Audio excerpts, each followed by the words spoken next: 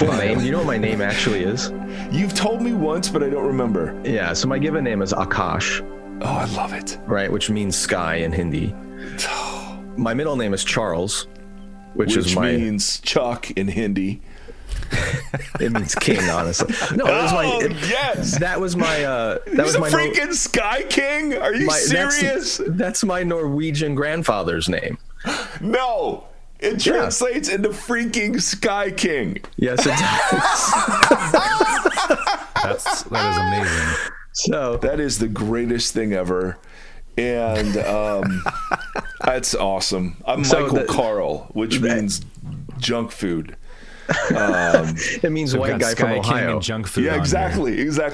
Rednecks and corn-fed, I think, are how you pronounce that. So I don't want to waste all of our time, but the reason I have that name, it's a complicated story. There's no waste. I don't have to get into it. But my older brother, my father was previously married. My older brother was from that marriage. His first wife died when my brother was an infant. My parents met and married. My brother was adopted by my mom, but he's full Indian, my older brother. And he came with a Hindi name. So his given name is Sagar, even though we never called him that. We all had nicknames. Sagar means ocean. So when I was born, my mom didn't want to give me an English name and make her adopted older son feel awkward. So she gave me a Hindi name, calls me Akash, nickname Sky. So we have ocean and sky, right? Oh, my Lord. And then my younger brother's born. And my mom was like, okay, enough with the Hindi names. We've covered it. She named him Peter. So we had ocean, sky, and rock. That was kind of the naming system in our family. Oh, that's funny. Yeah. I mean, just as good as Earth, Wind, and Fire. Let's just be honest. That could be absolutely a band name. I kind of, maybe I intuited something about this from my upbringing, but I named my kids Zoe, Isaac, and Lucy, which means life, laughter, and light. So come on. We had the alliterated thing too. Come on, my goodness. Oh Lord, we just tried to figure out something that would go with Erie. I mean, that was just a tough, that was a tough thing. So obviously we're here with my friend Skye Jethani. And Skye, welcome back. We love you. We adore you. We love what you're doing with the Holy Post. And we're in the middle of the Sermon on the Mount. And you just have a new book on the Sermon on the Mount. And is it true that you were inspired to write this book because of the series that we've been doing for 3 weeks? Or did potentially you have that book planned out ahead of time? Well, this gets into the foreknowledge, predestination. It's a big can of worms. But yeah, I believe time is very fluid and cause and effect is not always linear. So yeah, why not say that your series on the Sermon on the Mount has inspired somehow retroactively me to write this book? But all that to say, I am delighted to be back with you, and Vox is absolutely one of the best shows out there, and the stuff you've been doing on the Sermon on the Mount has been brilliant, and I love the fact that you're using it to intersect with our current political environment and climate. So well done. No, Skye, I will refuse to take a compliment from a man who has just published a book on the Sermon on the Mount that includes very profound doodles. And if you've seen Skye, so Skye has this devotional, daily devotional he's been doing for how many years now? Is it 4 or 5? 6. I started in August of 2014 is when it started. Oh my goodness. I think I remember getting an email saying you were doing this devotional. And you do these really cool sort of, you call them doodles, right? I mean, they're just illustrations or whatever, and they're super profound. It's really amazing. So, tell us just a little, you titled the book, What If Jesus Were Serious? Or What If Jesus Was Serious? Which is the better? Was serious? Yeah, you gotta get the English conjugation right.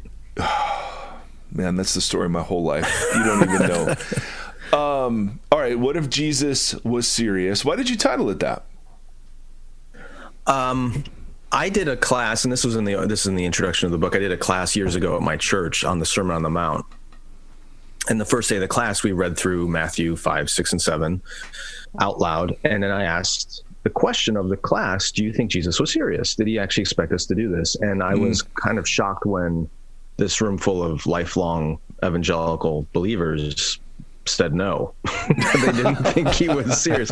So that experience kind of seared into my mind as a pastor. And so years later, when I ended up doing this series in the devotional on the Sermon on the Mount, I used that in one of the opening days of the devotional. And then when it came time to pull the book together, I think that it also gets at kind of the core problem I think we're facing as a church in North America, that we just don't take Jesus seriously. And I think a lot, not all, but a lot of the criticism that we as Christians are facing in our culture isn't because we're out of step with cultural values because we've followed Jesus, but I think it's because the culture sees us as not taking Jesus seriously, and it's the hypocrisy thing that comes at us. So that all of that kind of came together, and the publisher didn't want to use that title, and they had recommended a bunch of others. And I said, okay, well, why don't we put it to the people? And we put up a poll on Twitter with, I think, 3 or 4 different title ideas, the ones from the publisher, and then What If Jesus Was Serious? And by far, the one that people said was the best title is What If Jesus Was Serious? So that kind of put it in for the publisher to finally agree with me on that. I confess to voting on that poll, and I'm glad to hear that that's the title that went out. Because, are you saying you voted for a different title? No. I voted for that one. I voted for that one. Absolutely. Because it's precisely, I've heard really reputable, like wise scholars just argue this thing exists solely to show us our need for Jesus, even though Jesus ends it by saying, please put these words of mine into practice. That for me is what really seals the deal. Right. It's that parable at the end of the wise and foolish builder. Totally. And the fact that they wouldn't have heard, his original audience would not have heard this as for some other era. This is what rabbis did. They taught you how to live. And it makes me cringe at some of the moves we've made, but I highly recommend the book. Any specifics as to where you'd like that picked up, as opposed to any other place? Is it on your website? Is it best to get it on Amazon? No, it's not on my website. I'm sure Moody would love for people to get it at their website, the Moody publisher's website. I don't even know what the URL is, but you can buy it direct. Frequent that one. Yep. Yeah, it's actually a little bit cheaper to buy it direct from Moody. Okay. I don't know what the shipping costs are, but Amazon's always helpful. But honestly, if you guys want to support the book and help me out, leave a review on Amazon, because that helps the algorithm, and then it gets more seen and things like that. So wherever you may have bought it, that's great. I just appreciate the support. Go leave a review on Amazon. Yes. I haven't read it, and I've written 3 reviews, and so there you go. That's a true supporter right there. Exactly. There is no verified purchase under corn-fed white redneck 04 username. So I'm just saying, look out for that, and maybe it's me. I'm not saying if it is or not.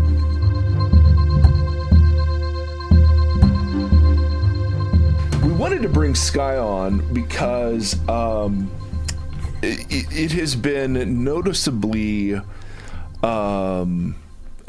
has been a major and noticeable factor in our discussions around COVID and things that are happening. That there are these videos that will come and swoop through the interwebs of doctors testifying in front of Capitol Hill and saying that we've been duped, or that that Bill Gates is really an evil genius and he is about ready to microchip us all, the bastard. And so I'm seeing it in ways maybe I've never seen it before, that there are these conspiracy theories floating around. And it's not just that I'm surprised that they're out there, because obviously they've been out there since JFK and 9/11 and all those sorts of things. But what's striking is how many Jesus followers seem to not only fall for them, but sort of promote them.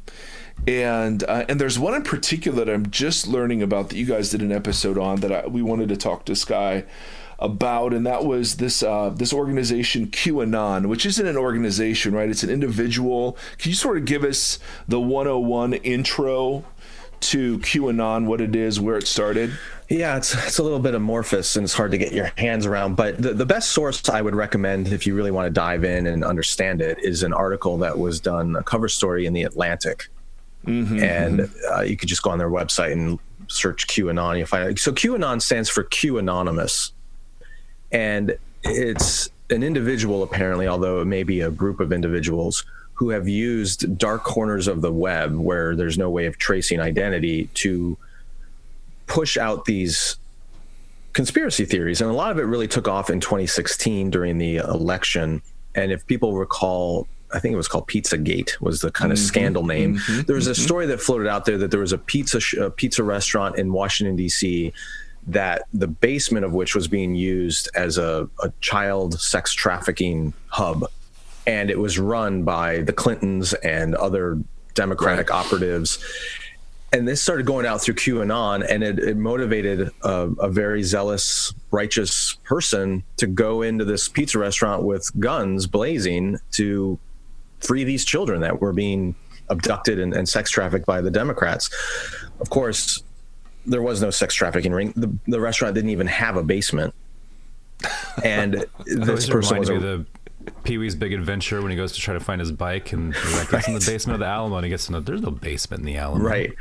But it just showed the power of these conspiracy theories. But even though that proved to be false, it was, the thing with the conspiracy theory is the moment you point out something that's untrue about it or evidence, people will, they can't live with the cognitive dissonance. And so they concoct a way of explaining away the lack of evidence, whatever it is. But this has just proliferated and grown. And one of the core tenets of QAnon is that Donald Trump is actually a genius. And he is a brilliant genius. And all the craziness that you see in his tweets or some of his behavior or things he says is all secret messaging to this underground movement. And it's all against the deep state. And he's sort of the great savior who's going to rescue America and the world from this underground conspiracy to take over the world through the deep state and on. So and it's media, a way like when he tweets the word covfefe, which makes no sense. He probably butt tweeted by accident or just accidentally put these letters in and sent it and didn't realize it, rather than the explanation of it was an error. No, it's a secret code, right? So everything has this air about it. And QAnon has latched on to basically every cultural and political phenomenon to explain COVID, to explain Donald Trump, to explain everything out there as some grand conspiracy. And and it's turned into an industry of sorts. Like there's money being made now from this whole subculture of QAnon, and it self-perpetuates. So there are now people who are incentivized to keep this going because so many have bought into it. And there's books and there's videos and there's merchandise and there's like anything else in America. Yes. Like anything else in America, it becomes a brand and an identity and a moneymaker. So now it's a religion unto itself. Yes, that was a big point of the Atlantic article. So Q claims to be a person, an individual who has some sort of deep access into the inner workings of this elite organization that's kind of running the world. And Donald Trump and his band of patriots, underground patriots, are warring against this sort of deep state cabal that does sex trafficking, whatever else. Yes, then he's dropping hints, and Q evidently is interpreting these hints and dropping some himself or herself to the followers, who then piece together sort of this overall narrative. Is that the way you see it working? Yeah. And I mean, that's the details, and it changes day to day based on what's happening in the news, but it doesn't tackle the bigger, it doesn't explain why this is so attractive to so many people, and especially white evangelicals who really buy into this in disproportionate numbers. So we can get into that too. Oh, we will. Oh, absolutely. When I just didn't know anything about it. I'd heard it vaguely referenced.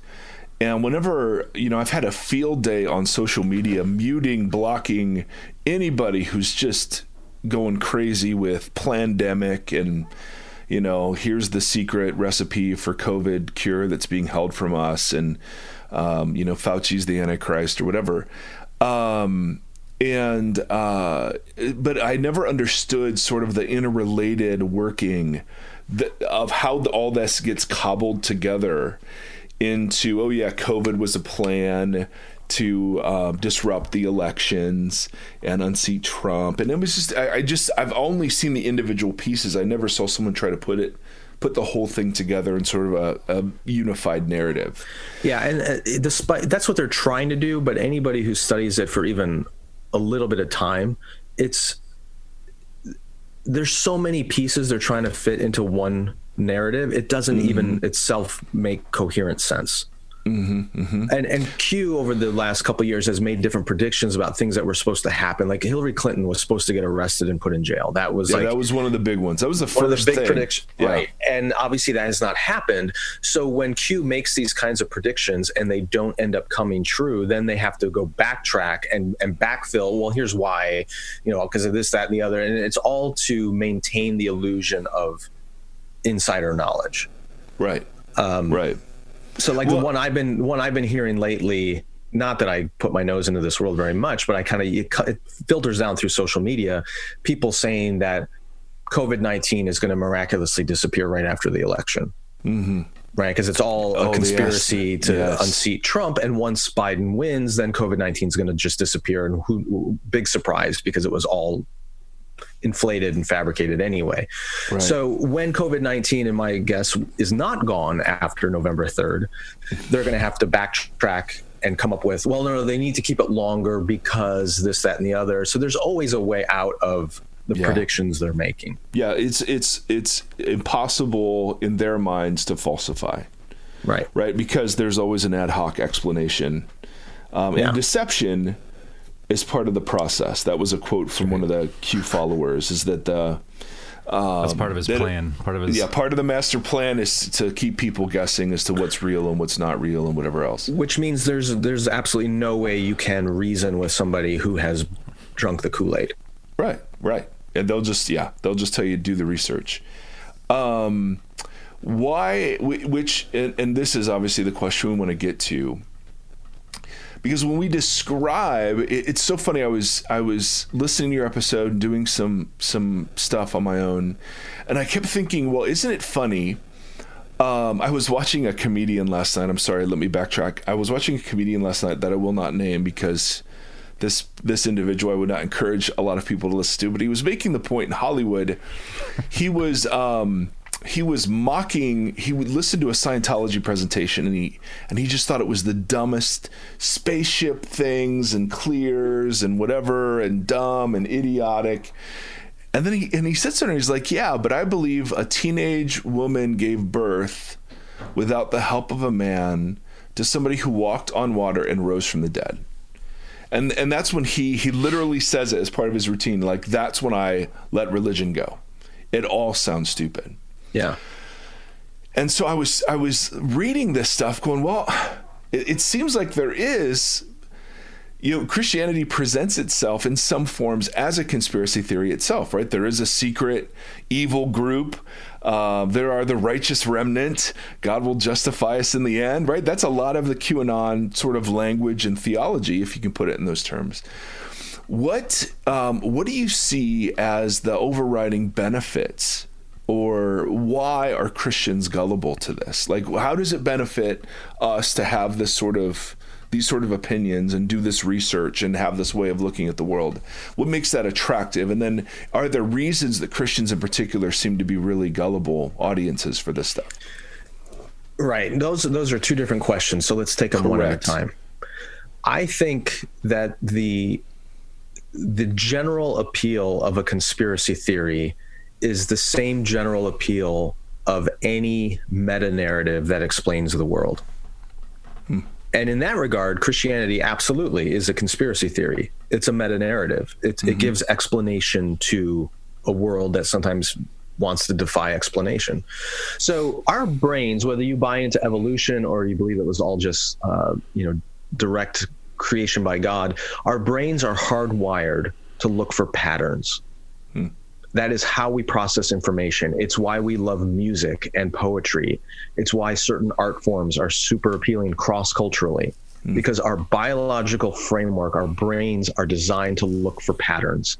One of the best ways to illustrate this is you can just do a Google search for optical illusions.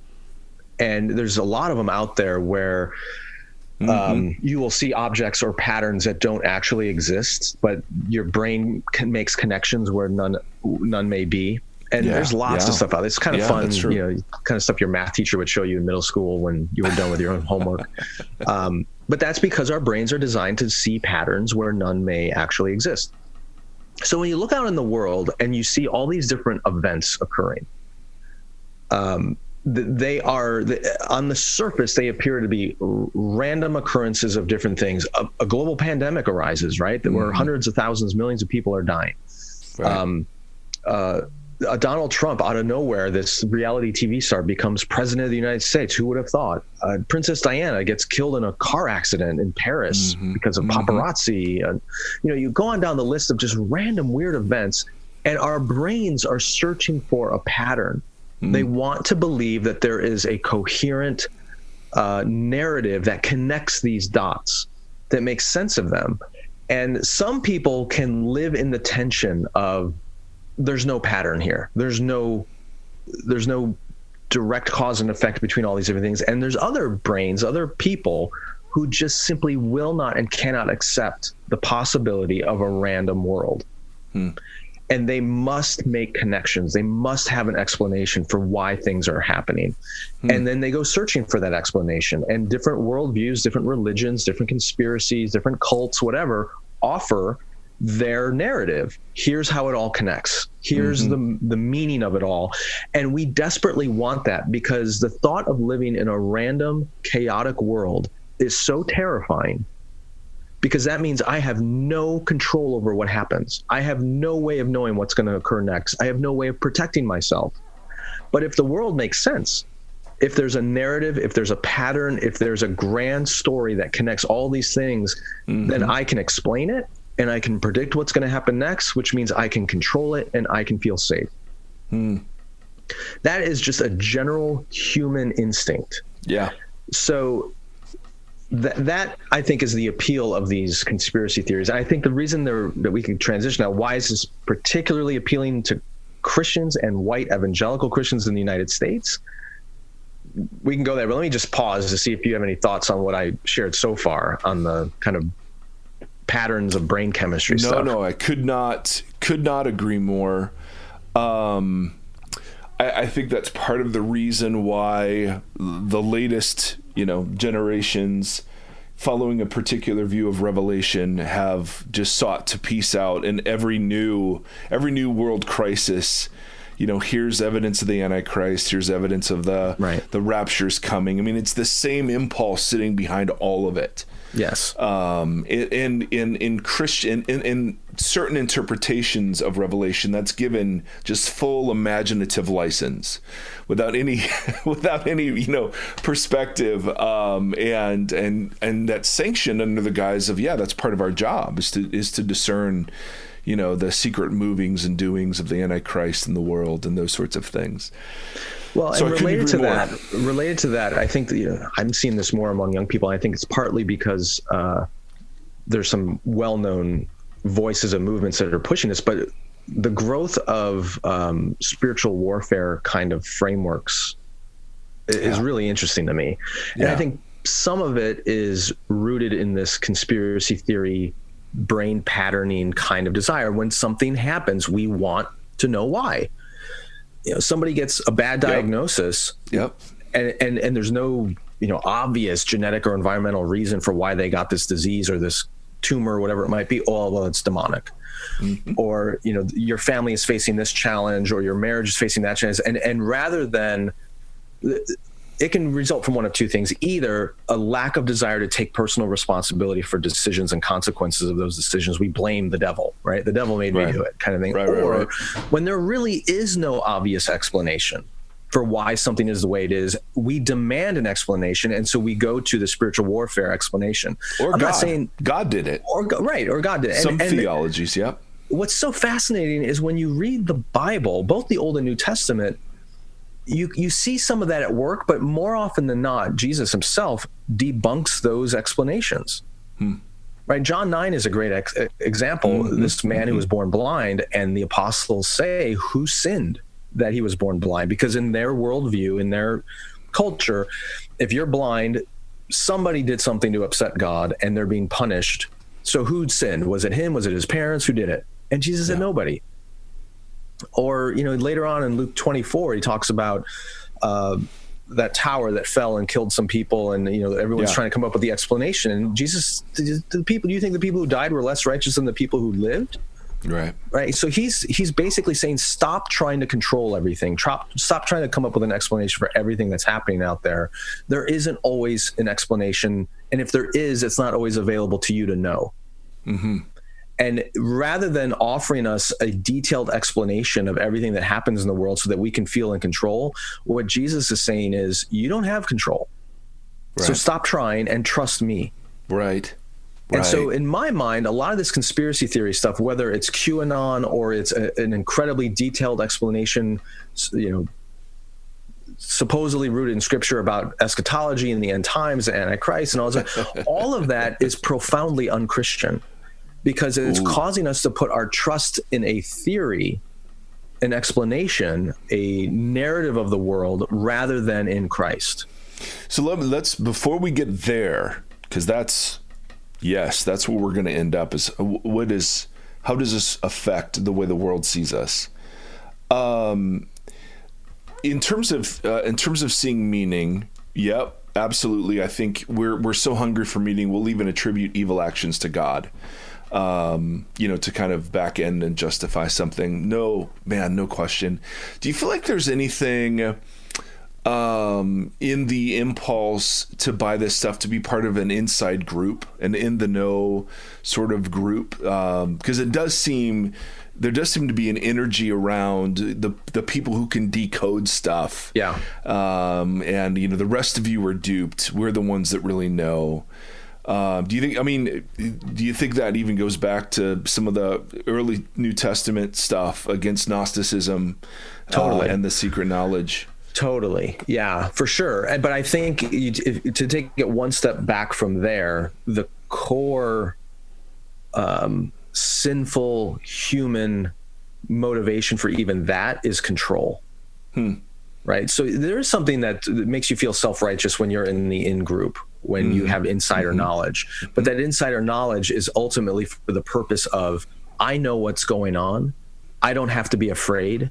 Because I'm in control. I know what's coming next. And the irony in that is even Jesus himself says, I don't know the day or the hour. Right. So Jesus himself, as also fully man, not just fully God, as fully man, was utterly surrendered and dependent on his heavenly Father. Right. To the point where he didn't know everything that was going to transpire, and he didn't want to know or need to know everything that was going to transpire. He knew enough, and he knew enough to trust his Father. So the idea that we Christians would be like, well, poor Jesus had to trust the Father. We don't.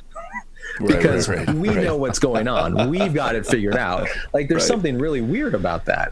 Yeah. And so that's where in many ways, and this is the original sin, Adam and Eve, you eat of the fruit of this tree and you will be like God, knowing good and evil. That's the allure of these conspiracy theories and grand narratives, is it gives us knowledge so that we feel we're in control. We don't have to just surrender ourselves in utter dependence upon God. Come on. Well, I see it. That's the problem here. Yeah. Okay. Man, that's good. Because you see early Gnostic teaching, Christians fight against that, the mystery religions. Even the Essenes had this conspiracy theory about the sons of righteousness and the sons of wickedness back in Jesus's day and what was coming. And again, there's this apocalyptic fervor kind of in all of it. And I think what you're getting at, if I could just summarize it, is, okay, why do things like religion or conspiracy theories, why are we driven to those? Because we're looking for patterns of meaning and places of significance. What's safe about those? Why are those things attractive? Why is meaning and significance attractive? Because they help us feel safe, secure, and in control, which is fundamentally at odds with what it means to have faith in a Jewish Messiah that was crucified. So, because I can hear people saying, okay, well, this doesn't seem terribly harmless. Why not just sort of let this stuff go and it'll be shown to be false down the road or whatever. Why do you feel like it should address it? And if we should address it, should we address it as a discipleship issue? Well, let me ask you this. If you are the leader of a church or a Christian community or a Christian college or a parachurch organization, pick your community. If you are a spiritual leader of one of those things and you found out that the people under your care were converting to Islam, mm-hmm. or if you found out they were becoming Mormons, or if you found out they were denying the deity of Jesus, or if you found out they were becoming Branch Davidians or some kind of, comet cult that they're all going to wear Nikes and drink some poison or so. Like, if you found out that was going on in your community church, would you as a shepherd and pastor be concerned? Absolutely. I would hope so. Yeah. Likewise, I think the QAnon phenomenon and some of these other conspiracy theories that are out there are fundamentally false gospels.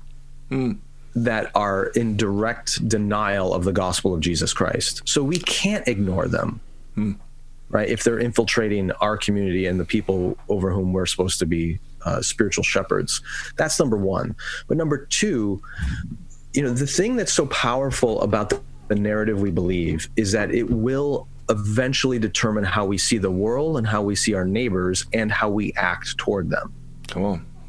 So, come on. If the narrative you're buying into makes you more fearful, more angry, more self-righteous, less likely to do things that are for the flourishing and goodness of those around you, then you have bought into a gospel or a narrative which is not of Jesus Christ. Yeah. And that's unfortunately what a lot of the QAnon messaging is. It's not one of love for neighbor and seeking of mutual edification. I mean, simply going to the narrow issue of COVID-19, you can see how buying into untruths is actually causing Christians to choose actions that are potentially harmful to others. Right. Yeah. And that's the problem. Yeah. So it isn't that they're buying into, they're questioning scientific evidence or they're questioning reports in the media or they're questioning Dr. Fauci or whatever. On the surface, who cares? But when it comes down to the fact that I refuse to wear a mask or I refuse to abide by these social distancing rules or I refuse to, not send my kids to whatever it is, it's harmful to others. And that's the problem. Mm-hmm. So, you buy into a theory so much that you walk into a pizza restaurant with AR-15s with the potential life-threatening consequences of it. Like this matters. This really matters, and that's why truth matters. Right. Yeah, it strikes me because I think I don't think that most folks who are into this are doing this from a malicious sort of place or whatever. I mean, it's part of the human impulse to find meaning, purpose, whatever. But it does seem incongruous to have a Facebook feed. I read this from somebody who it was a tweet that was just like, hey, science is evil, everyone's lying to us, conspiracy until you get to Easter and then they say, yeah, Jesus was risen from the dead. That does harm. That does a great deal of harm to the witness of the church. Yeah. Right. And do you think that just can be attributed to some of the anti-science stuff we were all brought up with in evangelical circles? Just as science is, trying to take us away from God?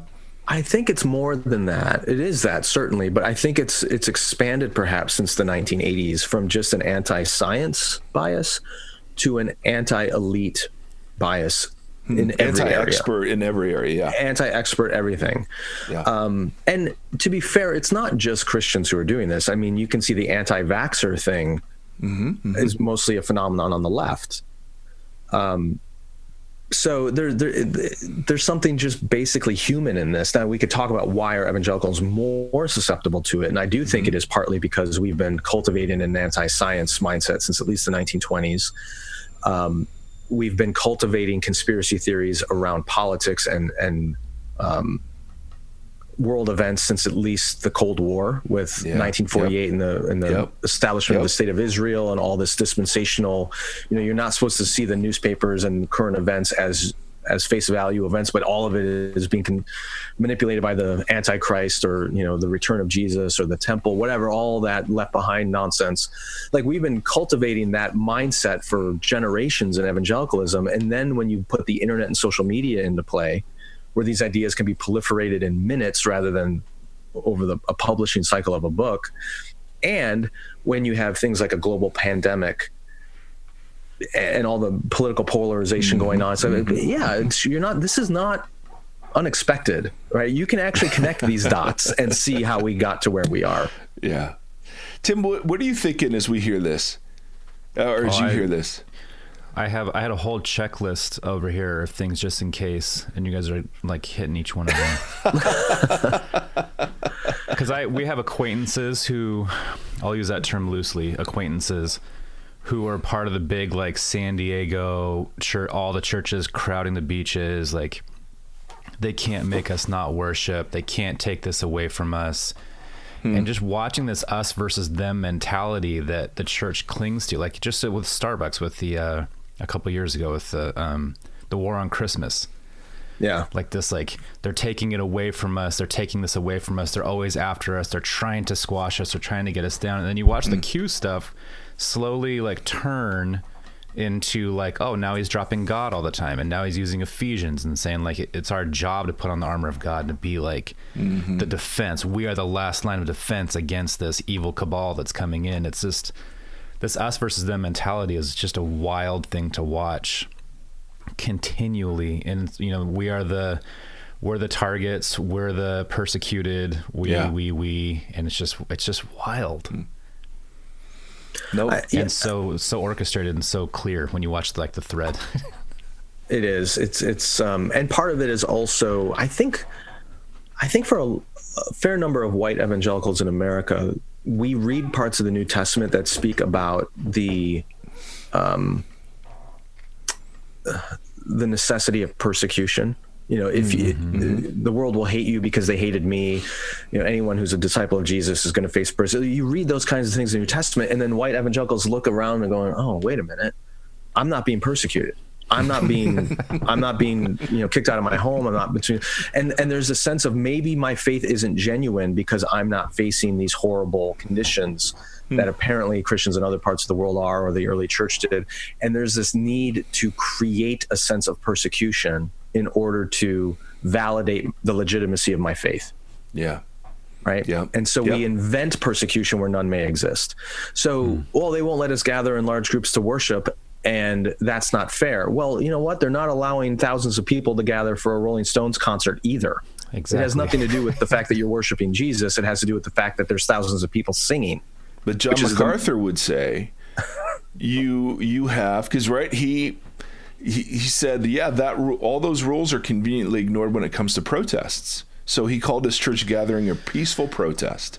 And when people are protesting police brutality, they're chanting, right? That's similar to singing, and that's being allowed and tolerated. Why can't the church do the same thing?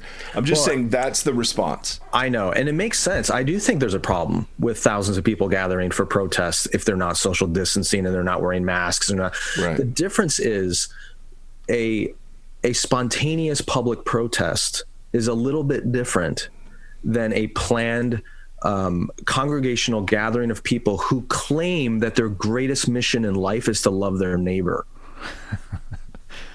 Right? Facts. Hashtag facts.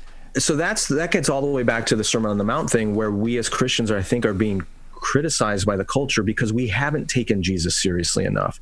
Yeah. And number two, the world today and the church throughout history has endured all kinds of scenarios where they haven't been able to gather in large gatherings, right? We have models of church that don't necessitate thousands of people in a building singing songs. So to say that this is the only way we can preach, honor God, and practice our faith is just biblically and historically untrue. Yeah. Come on. Somebody, So, you know what? Yeah. Tim, somebody's on fire here. And I think it's the Skye King. I think the Skye King is making an appearance. No, I think that's absolutely dead on. And I would be remiss if I didn't ask you kind of one last question as we close. It seems a waste of time to try to go toe to toe with somebody who's really into this. Right. How would you recommend, let's say you've got a family member who's disrupting the unity in the family, or a close friend that's really digging into this to the point where it seems really harmful. How would you, what advice would you have about, and they're Christians, they claim to be Christians.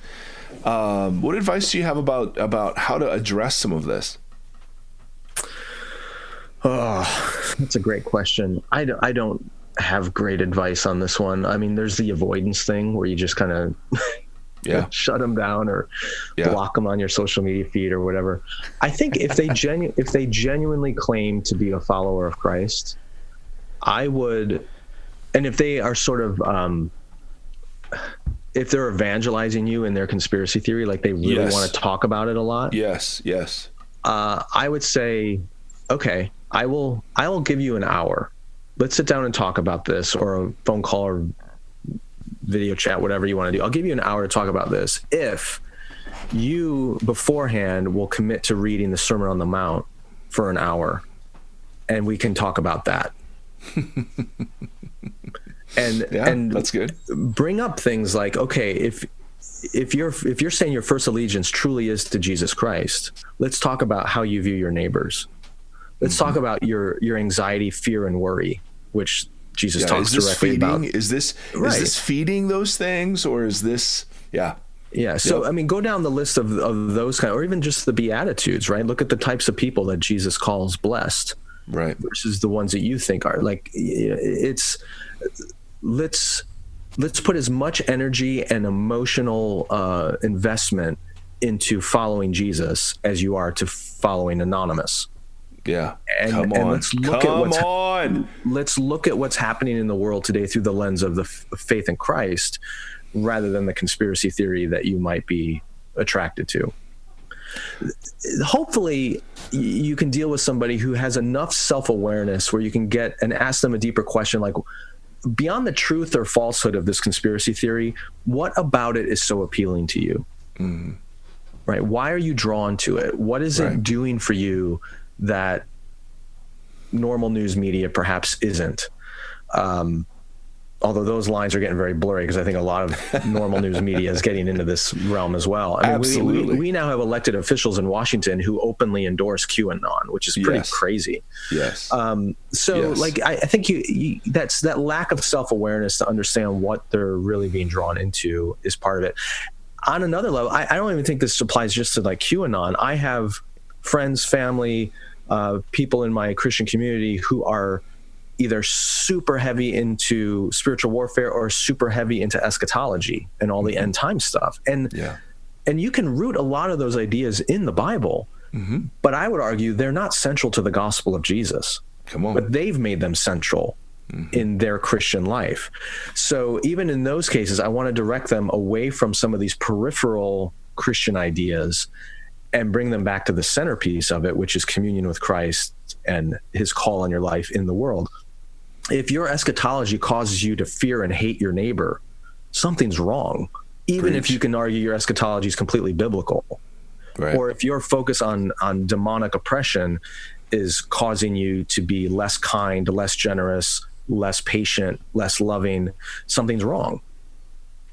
So that's where we have to always keep the center on Christ and his calling and his kingdom, even when what's distracting us might be biblical and theological truth. Right. Well, Skye, it is certainly always great to have you with us. I mean, seriously, thank you.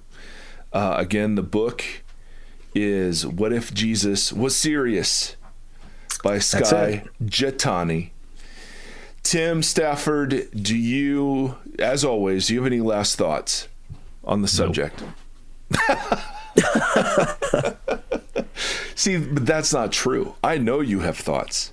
Oh, I have a ton, but you guys did a great job. I think this is just such a fascinating and then a scarily pertinent topic right now. Yeah. In the middle of all this, and then just as the election's approaching, and you've got what was one of the conspiracies was that Trump was wearing a yellow tie to something, and they're like, well, that's the maritime flag for saying that a ship that is clean and clear. So he's saying that there is no pandemic, there is no disease. So it's just like as everything's getting discredited in this time period, it's just to be extra vigilant. Not to end on a negative note, but I think in the next couple months it's going to get a lot worse. I agree. I think this is going to hit a fever pitch for a number of reasons, especially with the election. And I'm genuinely concerned about the church in the next 6 months for multiple reasons. But I do think it's going to get a lot worse. And that's my conspiracy theory. I was going to say it's a perfect storm right now, but then that just takes us right back to the beginning of the coming storm that started this whole thing with Trump. Whatever his speech was, that everybody his speech was surrounded by military people. Yep. This is the calm before the storm. The calm before the storm, right? And they're like, "What are you referring to?" And he's like, "Oh, you'll see. You'll see." That was the gates flinging open. Ooh. Or somebody's just sitting back making all of this up and laughing all the way to the bank. One thing, this is where if you study history, it becomes helpful. A lot of social upheaval in the past, including the Civil War, it doesn't get reported a lot, but we diminish the role that conspiracy theories played in a lot of American history. And it was the conspiracy theory against Abraham Lincoln and the federal government and what was going on between North and South that fed a lot of the paranoia in the South to actually break away and declare independence. There were conspiracy theories during the Revolutionary era, a lot of them with Masonry and all the secret societies and things going on that fueled a lot of concern and contempt for England and the monarchy and things. So these have always been around, but we've never had a vehicle like social media to proliferate it as quickly and widely as we do now. And it's scary to a degree, because when a society loses all shared belief in truth, there's no limit to what will break down. Yeah. Well, yeah. And somebody was saying that this is a epistemological crisis. Yeah, that's right. There's no shared conception of what reality is. Somebody's reality is just a propaganda machine according to somebody else. Right. And even those of us trying to make our way through the extremes see that the water is so muddy, we kind of throw our hands up in the air and say, well, they're all corrupt. Yeah. Which leaves you nowhere. You can only really sustain a modern liberal democratic society in an Enlightenment era vision of truth. Yeah. And as we get into a post-Enlightenment, postmodern view of things, you see what's emerging. It's what Nietzsche talked about. It's just will to power, and we're going to see strong men and dictators and authoritarian regimes arise, because that's the only way to govern large groups of people who share no truth. So it makes you wonder if the last 250 years of Western civilization and its elevation of democratic liberalism is going to be an abnormality in human history. And are we coming out of that phase and heading back toward an earlier model of just authoritarian power structures? It may well be. We'll call that Skyenon, and you can read more about it. No, that's so good, dude. I mean, there's so much that we could keep talking about, but I want to really honor your time and thank you for taking some time with us. As Tim said, Tim's really been talking offline to me about this is a really big deal right now. Yeah. And because I just don't give those timer people any space at all, ever. But at the cost of not realizing what a massive failure of discipleship this also represents, So this has been very, very helpful to dig into, and we appreciate you, my friend. No, it's always fun to talk to you guys, and I love what you're doing. I love Vox, and hope you keep it up. Well, thank you. We're going to try. Have you, I mean, would you ever consider changing the name of the Holy Post to the Holy Vox? I mean, I just want to throw that out there and say, let's just join forces. Like Rage Against the Machine. I'm all about joining forces. I don't know if we need to do that under the same name, but I mean, we did change our name once, as you know. What was it? Yeah, what was it before? I forgot. We were the Phil Vischer podcast. That's right. And that all started because way back at the beginning, Phil wanted to do a TV show, which was the Phil Vischer Show. And the podcast kind of came out of that as a byproduct because the TV show didn't get picked up, and then it was just the Phil Vischer podcast. And early on, as it kind of formed, Phil realized that it shouldn't be called the Phil Vischer podcast because I was doing just as much as he was. I mean, it took a couple years, and eventually we did change it. It just became the Holy Post, and so we've ridden that brand now for a while. But you have the interesting dilemma of the fact that there is a large media company called Vox. I know. And I imagine they want your podcast name. Well, we're not big enough yet, but all of our advisors, we have a couple of incredible people on our team that are branding, marketing experts. And they're like, you're just going to have to rebrand. You just are going to have to do it. So we've started that process. There's not a lot that rhymes with eerie. And so, we're having a tough time. And then Tim Stafford, he should really be the face of the thing. I mean, if you look at the two of us, you're like, that's a much better face to put on the podcast. Well, you should do what Phil and I did and have essentially a cartoon version of your face so you can. Yes. No one wants to look right at my face or Phil's. I don't know, man. Your face, I like it. It's perfect. Bald. It's perfect for bald. And I don't know. It's pleasing to me. Tim, can I speak for you on that too? Yes. I have a pleasingly bald head. Yes. So you got, I mean, I know we're spending too much time on this, but I think you're attractive. That's all I'm going to say. That's all I care about, Mike. Thank you. That made my day. Oh, thanks, man. Yeah. All right. Hope you guys are well. Good to see you, Tim. We are. Thank you. Good to see you too.